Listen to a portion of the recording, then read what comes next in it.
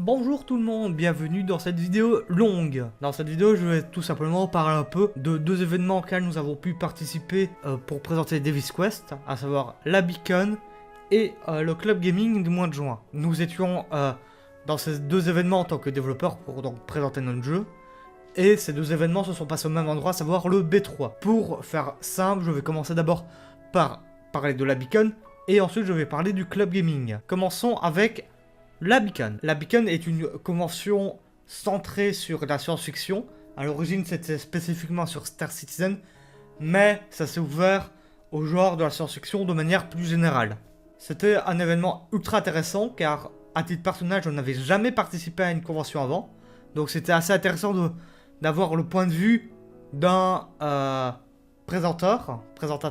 Je pense que vous avez l'idée. Et donc on a pu présenter le jeu. Alors, à ce moment-là, le jeu n'était pas complètement terminé dans sa démo, c'est-à-dire que il n'y avait pas de fin dans l'histoire de la démo, et il y avait encore d'autres choses à améliorer, mais c'était quand même ultra intéressant de présenter le jeu, même sous cette forme-là.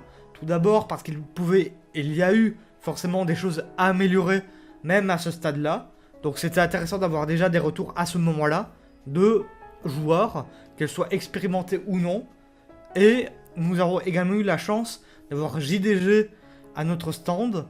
Il a certes pas longtemps joué à notre jeu, genre 10 secondes et demie, mais voilà, c'est cool d'avoir eu le joueur du grenier et tester notre jeu. Ensuite, nous avons eu la possibilité de présenter directement notre jeu, c'est-à-dire pas juste, oui, venez jouer à notre jeu, ce qui était déjà très intéressant, mais vraiment le présenter, et bien voilà le jeu, nous sommes les développeurs, voilà, et vraiment présenter un peu plus le jeu au lieu de simplement faire tester aux gens. C'était également, pour donner une idée, c'était la première fois qu'on avait ajouté les commandes à la manette. Il y avait encore des choses à améliorer, dont les visuels, mais c'était déjà intéressant d'avoir juste le fait d'avoir la manette, surtout sur les jeux de plateforme. Maintenant, je vais parler du Club Gaming. Donc le Club Gaming, lui, c'est un événement qui se fait au B3 une fois par mois. Chaque fois, il y a un thème différent, dépendant du mois, évidemment. Et nous étions là. Pour la seconde fois, il y avait déjà eu d'autres club gaming par le passé. Ici, par rapport à la Beacon, il y a une vraie fin à la démo. C'est-à-dire que quand on arrive à la fin, il y a un petit dialogue pour amener à la suite, qui n'est pas encore là évidemment. Mais on a pu se rendre compte également qu'il y a encore des choses à améliorer, surtout au niveau de la manette. Parce que certes, il y a les visuels, mais les commandes apparaissent spécifiquement pour une manette. Mais le fait d'avoir déjà eu ça, c'était bien. Pour qu'on se rende compte que c'est pas parce que tu fais pour une manette que automatiquement ça fait pour toutes les manettes. Mais malgré tout, que le jeu soit complètement terminé, en partie terminé, c'est toujours intéressant d'avoir le retour des joueurs. Parce que nous, on va avoir le nez dans le jeu, mais on va avoir un peu une vision tunnel.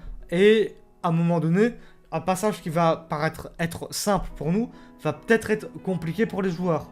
Et donc c'est pour ça qu'il faut faire toujours des tests utilisateurs, ou joueurs plutôt ici. Et voilà. J'espère que c'est une vidéo qui a été intéressante pour vous, que ça soit pour avoir simplement des retours sur ce qui s'est passé, ou même si vous êtes développeur et que vous cherchez à améliorer votre jeu. Sur ce, n'hésitez pas à nous suivre sur tous les réseaux, et à rejoindre le site si ça n'est pas déjà fait. Sur ce, je vous dis salut tout le monde, à la prochaine!